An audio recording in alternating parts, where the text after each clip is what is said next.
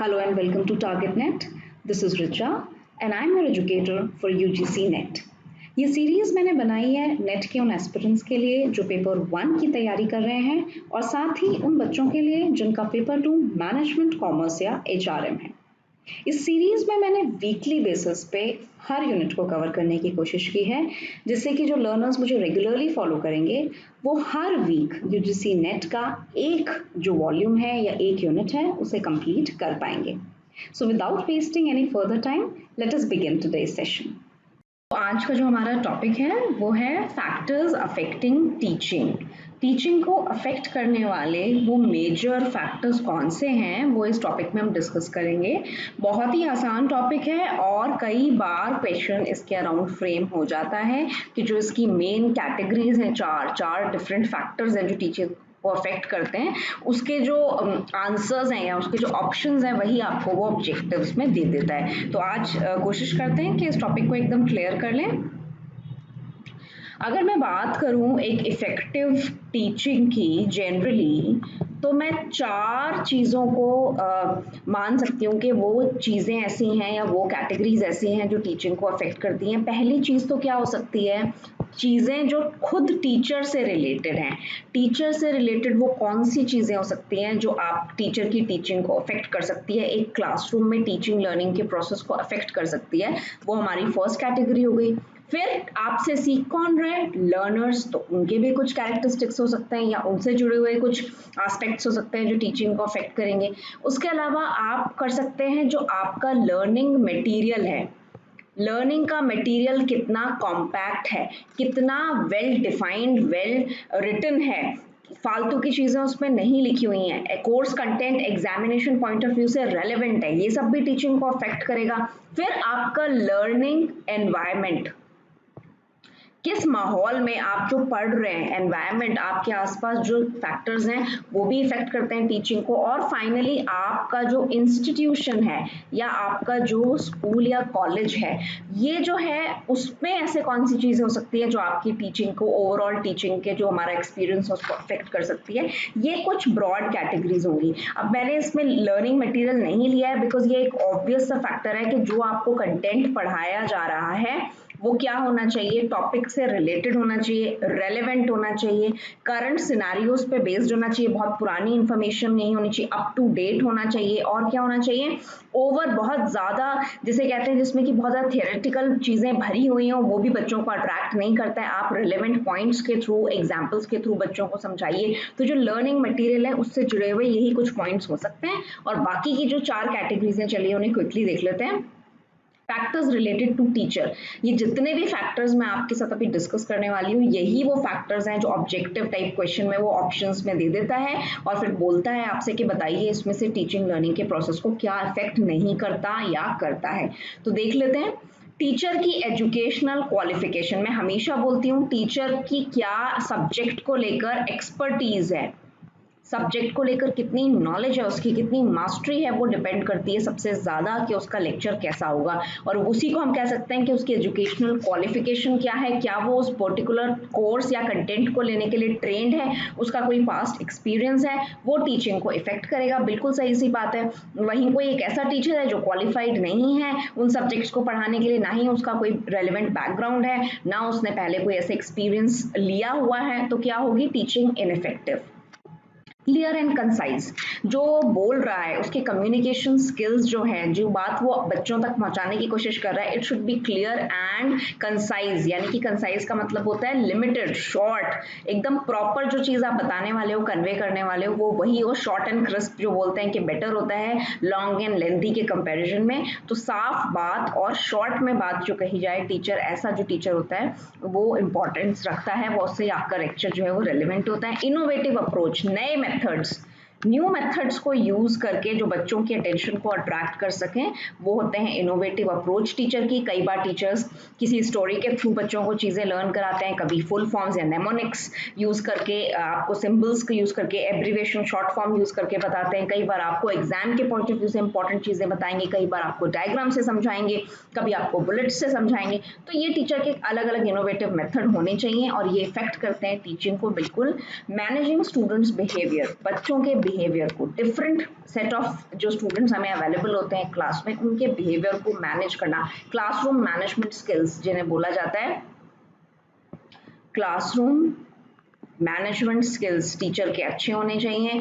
उसकी पर्सनालिटी और values, honest है, इंटीग्रिटी है, मॉरल इंटीग्रिटी है, सही चीजें समझा रहा है और क्या कर रहा है, कोई पर्टिकुलर बायसेस नहीं है, किसी चीज को लेकर फेवरेटिज्म नहीं है, पर्सनालिटी उसकी स्पिक एंड स्पैन है, एकदम आपको टीचर को देखकर लगेगा बच्चे को कि ये मेरा रोल मॉडल होना चाहिए, ऐसा होना चाहिए। वहीं एक लाउजी टीचर है जिसकी की बॉडी लैंग्वेज परफेक्ट नहीं है, उसके पहनने की ड्रेसिंग सेंस परफेक्ट नहीं है, तो क्या होगा, आप उससे इंस्पायर नहीं हो, क्योंकि बच्चे जनरली अपने टीचर को अपना रोल मॉडल समझते हैं। तो एक आइडियल पर्सनालिटी और वैल्यू ड्रिवन वो पर्सन होना चाहिए, उसमें ये ऑनेस्टी, ट्रूथ, इंटीग्रिटी, इन सारी चीज़ों को लेकर जो उसके होने चाहिए विचार अच्छे होने चाहिए।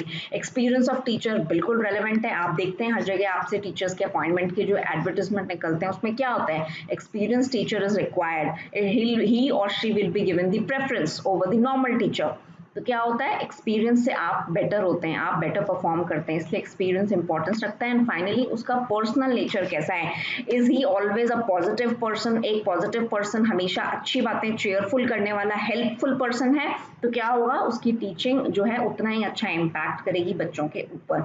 तो ये कुछ ऐसे पॉइंट्स हैं जो अफेक्ट करते हैं टीचिंग लर्निंग के प्रोसेस को। वहीं पे टीचर का सोशल इकोनॉमिक बैकग्राउंड, वो किस फैमिली से आया है, किस रिलीजन से बिलोंग करता है, ये सब चीजें इररेलेवेंट होती हैं, ये मैटर नहीं करती। ठीक है, अगली कैटेगरी देखते हैं, फैक्टर्स रिलेटेड टू लर्नर्स। अब जो हमारे लर्नर्स हैं, जो स्टूडेंट्स हैं, उनके कौन कौन से फैक्टर्स हैं जो टीचिंग को अफेक्ट करते हैं, देख लेते हैं। इंटेलेक्चुअल एबिलिटी, उसका जो मेंटल लेवल है, कोग्निटिव जो उसका लेवल है, उसकी जो बेसिक इंटेलिजेंस है वो कैसी है, शार्प है, एवरेज है, बिलो एवरेज है, वो अफेक्ट करेगा आपकी टीचिंग को। जो क्विक लर्नर्स होते हैं, जिनकी शार्प मेंटल स्किल्स होते हैं, वो चीज़ों को जल्दी ग्रास्प करते हैं, वहीं एक एवरेज और बिलो एवरेज बच्चे को टाइम लगता है। तो क्या होगा, इंटेलेक्चुअल एबिलिटी उसकी जो है वो डिफाइन करती है लर्नर की, कि उसको क्लास कितनी समझ में आई, लेक्चर कितना उसने ग्रास्प किया, उसको समझ में आया।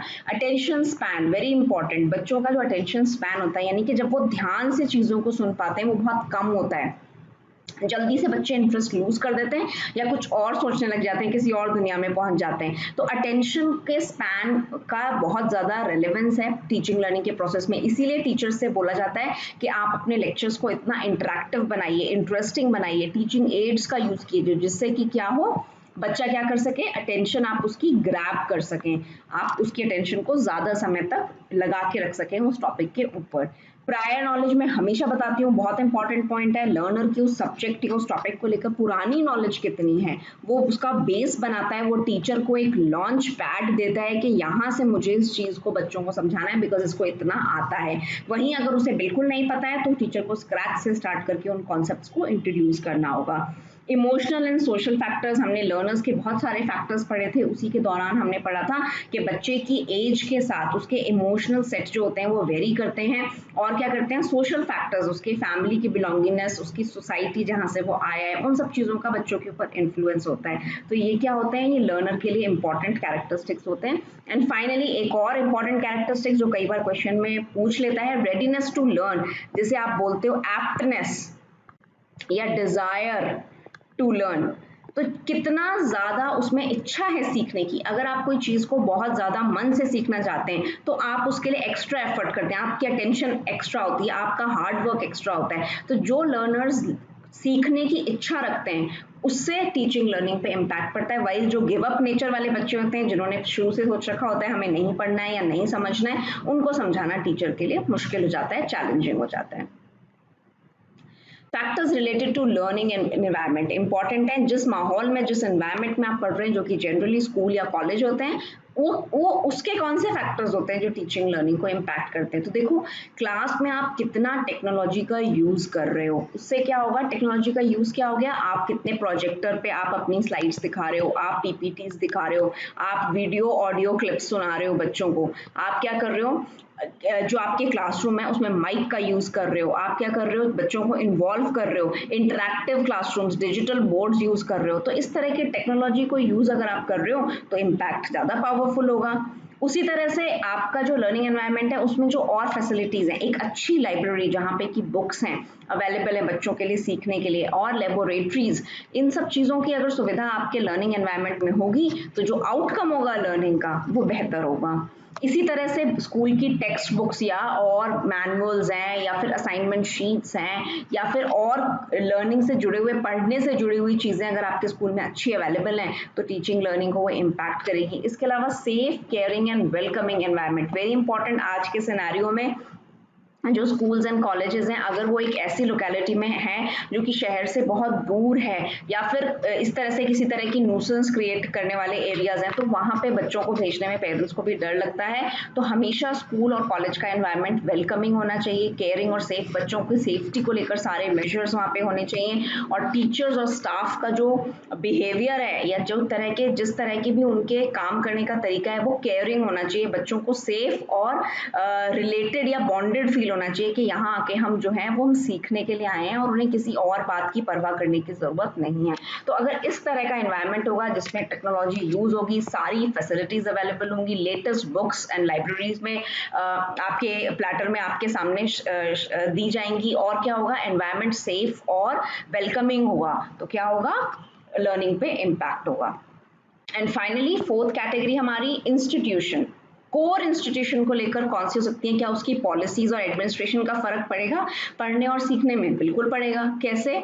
कि उस इंस्टीट्यूशन की जो पब्लिक रेपुटेशन है, लोगों की आंखों में जो उसकी रेपुटेशन है वो इम्पैक्ट करेगी टीचिंग लर्निंग के प्रोसेस को। अगर कोई इंस्टीट्यूशन टॉप रैंकिंग्स में अच्छा चल रहा है, स्टेट नेशनल रैंकिंग में अच्छा परफॉर्म कर रहा है, रिसर्च एंड इनोवेशन में अच्छा परफॉर्म कर रहा है, उसका कैंपस प्लेसमेंट अच्छा है, टीचिंग लर्निंग की अपॉर्चुनिटीज ज़्यादा हैं, तो क्या होगा, लोग उसके बारे में अच्छी रेपुटेशन होगी उसकी, और ऑब्वियसली वो लर्निंग टीचिंग के आउटकम को इफेक्ट करेगा। ज्योग्राफिकल लोकेशन जो मैंने आपको कही थी, अगर वेल कनेक्टेड इंस्टीट्यूशन है, सारे ही ट्रांसपोर्ट और कम्यूट करने के जितने भी साधन हैं उसके आसपास हैं, हार्ट ऑफ द सिटी में जो जगह है वो लोकेटेड है, और क्या है, नेचर के क्लोज है, और क्या है, उसके डिस्पोजल पे सारी फैसिलिटीज हैं, तो क्या होगा, लर्निंग और टीचिंग के आउटकम जो होंगे वो अच्छे होंगे।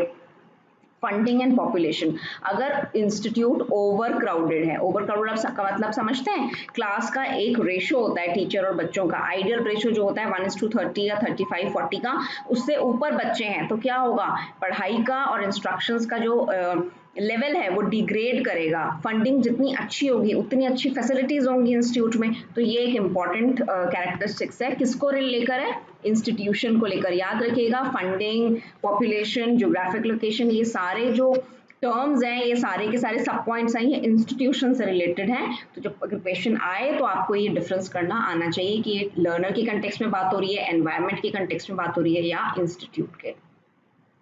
लॉ मेकर्स के साथ, पॉलिसी मेकर्स के साथ और एजुकेशनल ग्रुप्स के साथ आपके रिलेशन कैसे हैं इंस्टीट्यूट के, वो भी इंपॉर्टेंस रखता है। मैंने जैसे कि कहा, आपके यहाँ टीचिंग लर्निंग की क्या फैसिलिटी है, कितने रिसर्च प्रोग्राम्स, कितने जर्नल्स आपके यहाँ से पब्लिश हो रहे हैं, बच्चों को कितना रिसर्च कल्चर के लिए कितना मोटिवेट किया जाता है, कैसे प्रोग्राम्स आपके यहाँ रन हो रहे हैं, क्या वोकेशनलाइजेशन की बात हो रही है आपके यहाँ, उससे रिलेटेड प्रोग्राम्स रन हो रहे हैं, ये सारी चीज़ें इंपॉर्टेंस रखती हैं इंस्टीट्यूट के कंटेक्स्ट में। फाइनली आपकी एडमिनिस्ट्रेटिव पॉलिसीज जो हैं वो कितनी रिजिड हैं, कितनी फोर्थकमिंग हैं, ये सब चीज़ें भी जो हैं ये इंस्टीट्यूशन से रिलेटेड पॉइंट्स हैं जो टीचिंग लर्निंग के प्रोसेस के लिए इम्पॉर्टेंट है। तो ये थे आज के 4 इम्पॉर्टेंट फैक्टर्स, किससे रिलेटेड, स्टूडेंट से, टीचर से, लर्निंग एनवायरनमेंट, और फाइनली इंस्टीट्यूशन से। और एक और मैंने आपको बताया था, लर्निंग के जो एड्स बोलूंगी या इंस्ट्रक्शनल एड्स या कंटेंट, जो लर्निंग मटेरियल है वो भी इंपॉर्टेंस रखता है। कई बार उसको भी पूछ लेते हैं कि जो लर्निंग मटेरियल है वो क्या इंपॉर्टेंस रखता है, बिल्कुल रखता है। अगर आप एक मोनोटोनस कंटेंट को, हैफेजर्ड कंटेंट, प्री प्लान्ड नहीं है, सिलेबस से रिलेटेड नहीं है, ओवर लंबा है, टेक्निकल जार्गन्स बहुत ज्यादा है, बहुत ज्यादा थियरी भरी हुई है, कॉन्सेप्चुअल नॉलेज नहीं है, तो क्या होगा, वो कंटेंट जो है वो बच्चों को अपील नहीं करेगा। तो ये कुछ फैक्टर्स हैं जो टीचिंग और लर्निंग के प्रोसेस को इम्पैक्ट करते हैं। That was all for today's session. अगर आज के सेशन में आपको कोई डाउट है या आप कोई क्वेश्चन पूछना चाहते हैं तो मुझे कमेंट सेक्शन में लिखकर ज़रूर बताइएगा। और अगर आज का सेशन आपको अच्छा लगता है then do like, subscribe and share my channel. Thank you so much and see you in the next session. Bye bye.